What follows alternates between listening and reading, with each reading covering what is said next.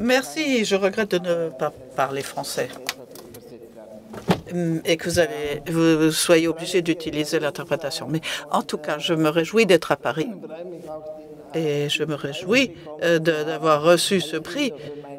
Ce n'est pas seulement pour mon travail, mais c'est pour la promotion de ce à quoi je crois depuis 30 ans, l'intégration de l'argile dans le travail d'architecte.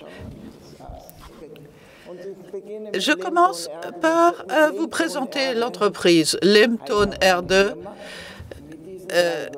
Avec ces 3 mots, je veux exprimer quelque chose parce que cela réunit tout ce que j'ai pu faire. Et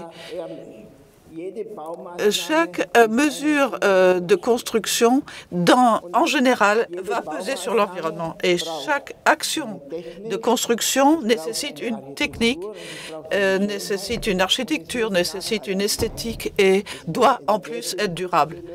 Et pour que tout soit résolu, il faut aussi qu'on respecte les conditions de santé et de solidité. Donc, technique, solidité, beauté et durabilité.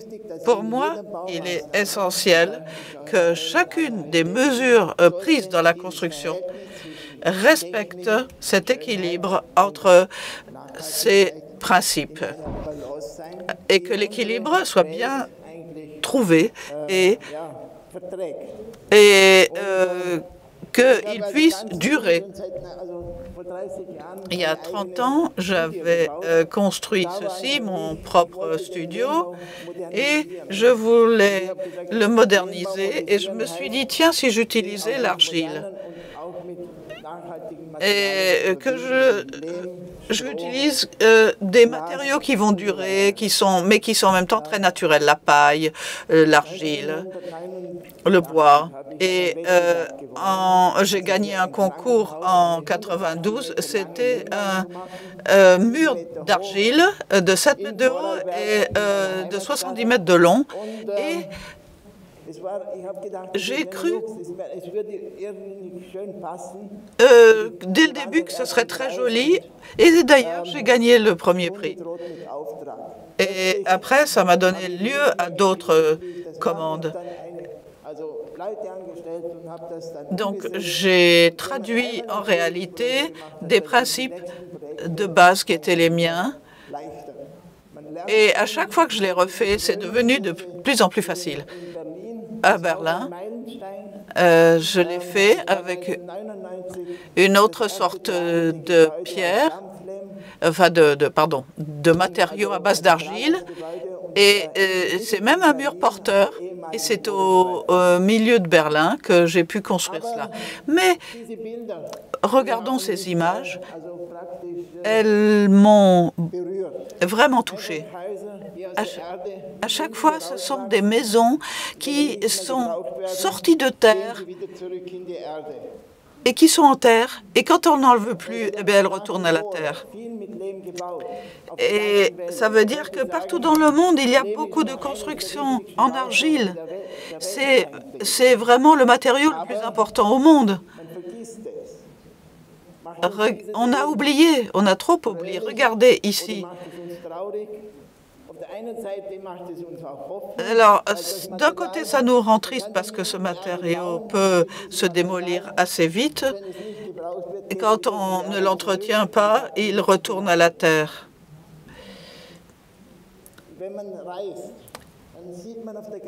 Quand on voyage de par le monde, on voit de magnifiques exemples de construction en argile. Et cela me touche. C'est sorti de la terre. Ici, mais en France, il y a une forte tradition dans certaines régions de construction en terre ou en torchis. Et ce sont des maisons qui ont presque 200 ans et qui tiennent encore. Pourquoi on ne le fait plus? J'ai essayé de voir pourquoi. Pourquoi on ne reprend pas les méthodes traditionnelles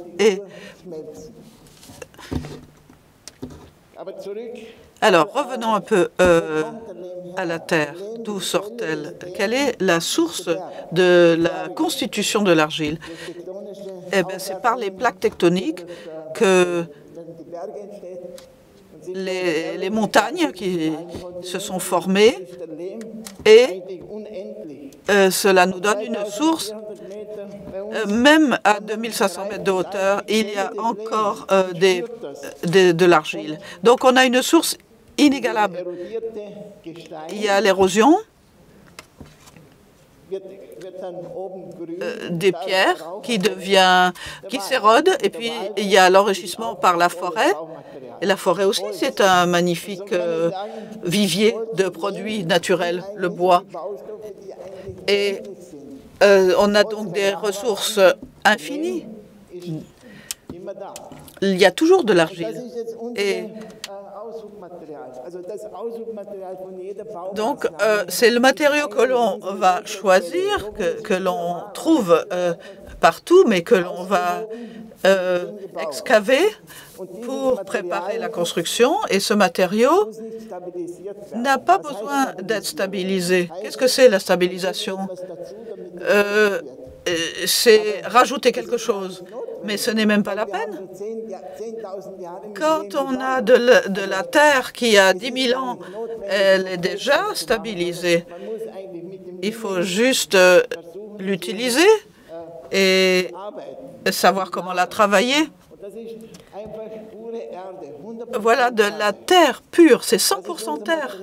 Et c'est le meilleur matériau. Et voilà comment j'ai fait ma propre maison. J'ai sorti 1800 mètres cubes de terre. Et pour moi, c'était une source pour tous mes projets, c'était ma ressource en matière première. Et ce matériau, il est 100%. Là, à gauche, c'est fait à 100% de ce que vous voyez à droite. C'est juste compacté. Et la construction, voilà ce que ça a donné, 3 niveaux, avec du bois et des murs en terre compactée.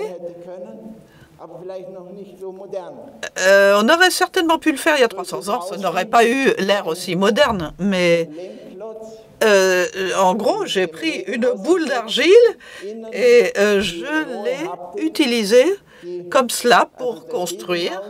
Et il y a un charme architectonique et à l'intérieur, c'est blanchi avec une terre blanche, isolée, et on peut utiliser l'argile et la rendre très très fine, de sorte qu'on se rend même pas compte que c'est de l'argile. Et en plus, ce n'est pas mauvais pour la santé. Et comment est-ce qu'on traite l'extérieur? On peut avoir de l'argile même à l'extérieur. Et bien sûr qu'il pleut ici. Et la terre, elle vient de là-haut, de cette montagne. Et elle a subi l'érosion. Et je fais comme une érosion, c'est une érosion contrôlée.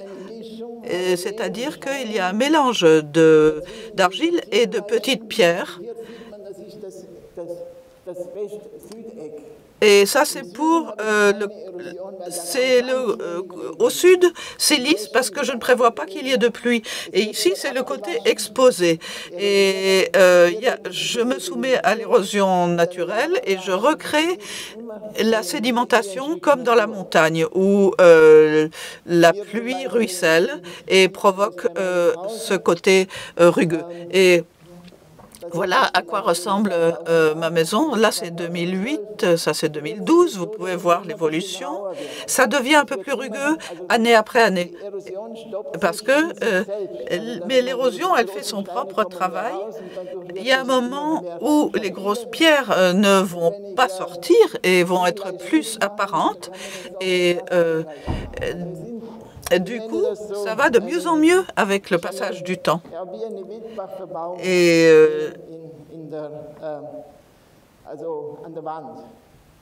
donc, c'est une expérience sur mon mur.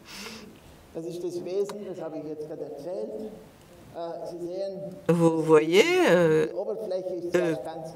que la surface a été lessivée et que les pierres d'angle ressortent un petit peu plus au fur et à mesure du temps.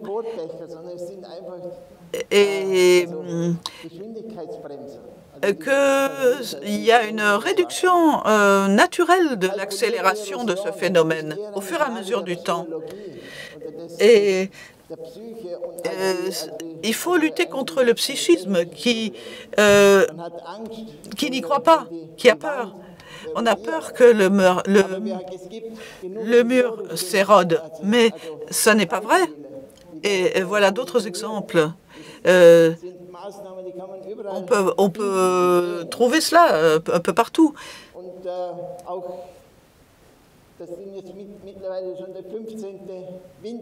Bon, voilà, maintenant, ça fait le 15e hiver et la couleur a un peu évolué. Il y a un vieillissement de la couleur. Vous voyez toujours comment se présentent les différentes strates et comment se comporte le conglomérat. Je vous rappelle que c'était compacté et que ça donne un mélange qui est tout à fait durable. Voilà à partir de quoi je l'avais fait. C'est le matériau de départ. Voilà, c'est avec cela que je continue à travailler. C'est ma matière première. On mélange, on surveille l'hygrométrie.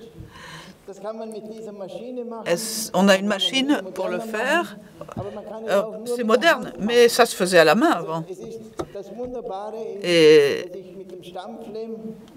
avec cette construction en argile, je peux obtenir la même qualité que ce soit avec une machine ou à la main. C'est merveilleux. Et on peut ensuite la compacter à la main et à pied. C'est ce que je vous montre là. On est en train de faire une réparation dans une église, une cathédrale, et on ne peut pas rentrer de machine, donc on l'a fait à la main. Et voilà comment on le fait avec des machines-outils. Alors, on peut utiliser tout ce qu'il y a de moderne, c'est-à-dire le rentrer avec une grue, ensuite le compacter avec des machines, et ça nécessite de créer des machines exprès, de manière à arriver à la meilleure qualité. Et après des années d'activité, j'ai suivi tout cela et créé de plus en plus de machines qui permettent de produire au mieux tout ce qu'il faut. Et c'est vraiment intéressant quand on a des grands volumes à compacter. Et l'aide des grosses machines est vraiment précieuse. Voilà l'intérêt d'intégrer le moderne. Mais autrefois, ça se faisait entièrement à la main, au pied. Mais nous avons développé ces machines qui font la même chose et nous rendent le travail plus facile. Et voilà l'usine de fabrication où on fabrique d'énormes blocs avec ce matériau que je vous ai montré. Et ça fait des morceaux de 5 mètres qui sont pré-compactés, puis coupés, numérotés et découpés selon les plans. Donc, on produit les blocs. On les laisse sécher. On y met les boulons ou les autres méthodes de fixation et on les numérote. Donc, ils sont tous répertoriés. Avec cette machine, je peux faire des murs de 6 cm jusqu'à 85. Une machine peut tout faire.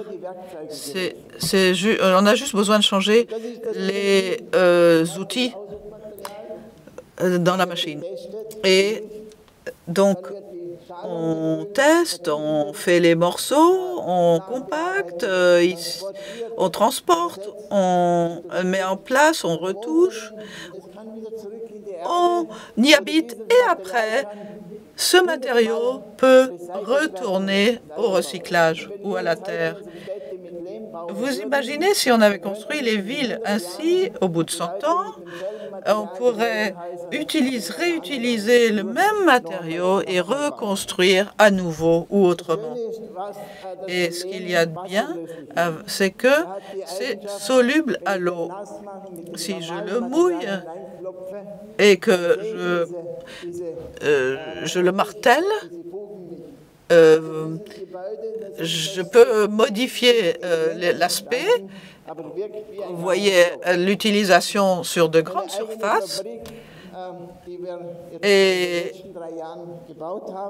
on a tout ce qu'on a fabriqué dans notre atelier a été mis en œuvre dans une zone sensible. Ici, en plus, il y a des belles qualités d'isolation phonique parce qu'autour de la fabrique, il y a des maisons d'habitation et elles ne subissent aucun inconvénient sonore à cause de la bonne isolation offerte par ce type de mur. J'ai évoqué la combinaison argile-bois. Ça, c'est très important. Cela va bien ensemble. Et on a produit tout cela sur place. On a intégré les blocs et le bois. Et cette halle fait 12 mètres de haut. Et le concept de l'énergie est tel qu'en haut, on a un collecteur solaire et en dessous, la chaleur est amenée en bas. Et là, c'est le mur d'argile. Toute cette construction est en matériaux écologiques et totalement écologique. Voilà l'intérieur. Et il y a beaucoup de choses. Dans l'intérieur, ça nous sert à produire les blocs. Et des blocs de 55 cm d'épaisseur, on les met en place, on les fixe, on met la couverture en bois et en 2 jours, on a quelque chose de prêt de réaliser, prêt à installer. Et il y a l'isolation extérieure. Et ici, on a rajouté un traitement à la chaux. Voilà en 3D et c'est réalisé à l'ordinateur. Et L'intérieur, c'est magnifique de sentir qu'on vit avec la terre sèche et compactée tout autour. C'est parfaitement sain comme environnement et c'est juste une question de traitement et de quel traitement de surface aussi. On peut aussi ajouter du carrelage si on veut. Maintenant, je vous montre encore un ou deux exemples. On a beaucoup d'exemples de l'utilisation de ce type de construction. Ça a été la halle que je vous ai montrée, c'était le point de départ. On a vu qu'on pouvait créer les machines pour faire différentes choses. Et ici, c'est pour faire une paroi de 40 cm d'épaisseur. Et tous les matériaux pour construire ceci ont tous été sourcés dans un rayon de 8 km. Et les graviers ici, l'argile ici, la production est là et les bouts, le limon arrive d'ici. Et tout cela pour la même technique de fabrication. Là, on a stocké pour un certain temps 450 éléments parce qu'il faut qu'ils sèchent et le séchage naturel en laissant passer le temps. Et ensuite, ils seront amenés au site de la construction. Et là, ce sont les poudres plus fines pour le traitement de surface. Un autre exemple important, c'est le campus Alnatura à Darmstadt. C'était la deuxième fois qu'on le faisait enfin, c'est devenu notre deuxième centre parce qu'on déplace en fait les machines, on recrée un centre de fabrication et après on le démonte. Et en ce moment, on est en train de monter une machine pour un autre projet. Et il n'y a pas encore assez de machines pour pouvoir fournir tous les sites. C'est pour ça qu'on les déplace. Et là, on a fait une isolation au milieu. On a mis aussi du chauffage intégré dans l'épaisseur du mur. Chauffage ou climatisation. Et voilà l'ensemble des machines qui a été démonté et ramené ici. Ça, c'est la trémie pour le matériau isolant. Il y a toutes sortes de possibilités. Et là, ce sont les blocs qui peuvent faire jusqu'à 4 tonnes et 12 mètres de haut. Et ça y est, la structure est finie. Et on pourrait faire la ville entière comme cela. Ça fonctionnerait. On saurait le faire.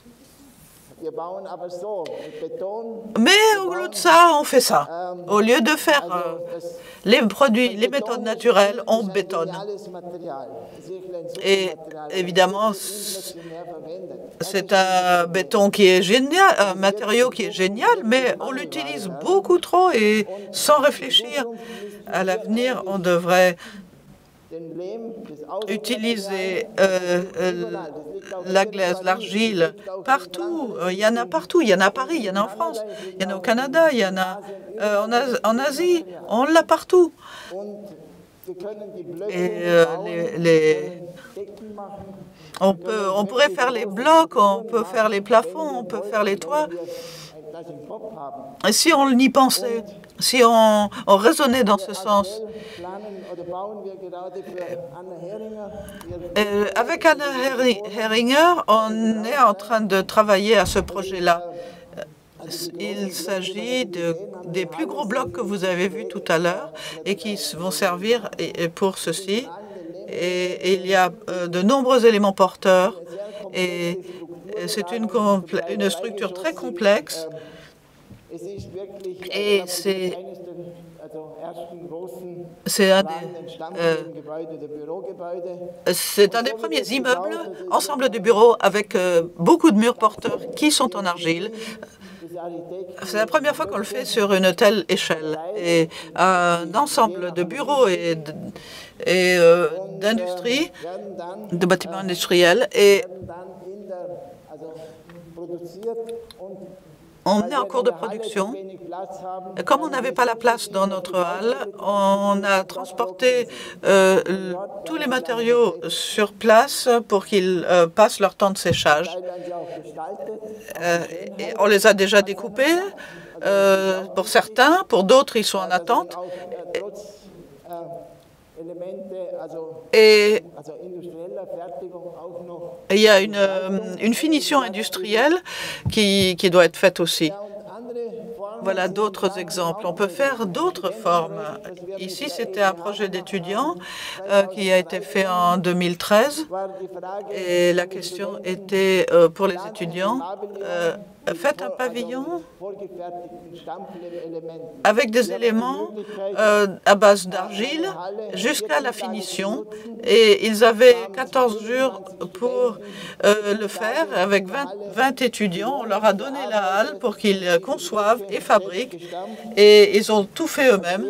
Et chacun a participé. Et ensuite, ils ont rassemblé les éléments et ils ont fait quelque chose qui était très intéressant. C'était monolithique et on peut faire toutes sortes de formes. On peut faire ça.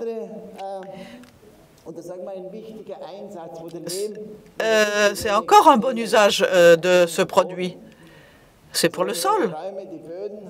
Les sols, on a beaucoup de possibilités aussi. Et ici, c'est une église gothique qui avait brûlé et qui a été rénovée. Et après la rénovation, on a été appelé pour faire le sol de 450 mètres carrés avec notre produit d'argile. Et on a suivi les motifs historiques. On a d'abord fait l'isolation par le sol et après, on a mis le chauffage intégré et ces circuits de chauffage, tout ça peut être ressorti puisque ce n'est que de l'argile. On pourrait le récupérer. Ça n'est pas du tout oblitérant pour l'environnement. Et la surface finale, après nettoyage de la surface d'argile,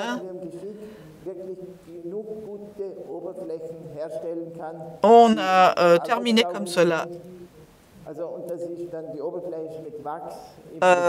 D'ailleurs, on n'est pas obligé de faire du carrelage. On aurait pu faire un enduit ciré à la base d'argile. Voilà un petit projet, mais tout de même assez important. Et quand c'est pour la cathédrale de Worms, le jubilé des 1000 ans. Et on nous a demandé de créer l'hôtel. Et on a dit, d'accord, il faut qu'il soit grand. Et il faut qu'il soit représentatif. Et on a fait cet hôtel de 5 tonnes. On l'a fait ensemble avec les gens de la paroisse. Et c'était un événement. C'était un point d'acupuncture, en quelque sorte, parce que c'est un grand symbole de faire l'hôtel en terre cuite. C'est extraordinaire, ça donne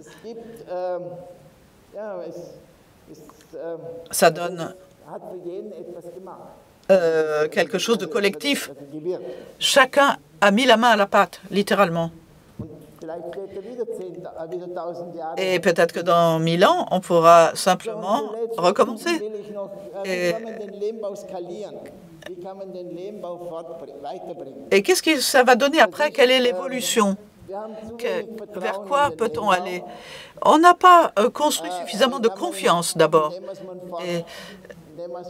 Mais ça n'empêche que l'on continue à faire de la recherche et on fait de la recherche et développement pour qu'on ait plus d'analyse et que l'on réfléchisse à des solutions d'avenir. On a fait des expériences sur des matériaux pour les plafonds et on a fait des tests à l'incendie. Et il faut aussi développer les machines. Voilà différentes idées de machines. C'est quelque chose qu'on a à faire. On a à faire aussi de la formation, learning by doing. Et on engage des gens, des jeunes qui sont motivés. Mes collaborateurs, il y en a déjà beaucoup qui sont venus, qui ont appris et qui sont repartis. Donc, on peut dire que l'argile nous lie tous. L'argile est un matériau magnifique par lequel on est tous liés et à la fin, on fait une grande fête et les fêtes, c'est important aussi. Et il faut être ensemble. C'est ensemble que l'on fait la force. L'union fait la force. Et comment dire? C'est une renaissance.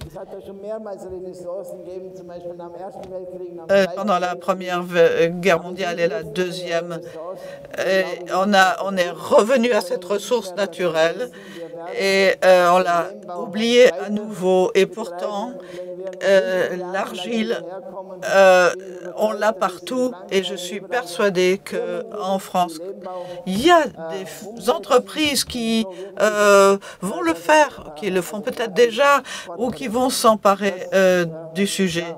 Et c'est important que le plus de constructeurs possible utilisent ce matériau. C'est un matériau tellement durable, maniable. Merci.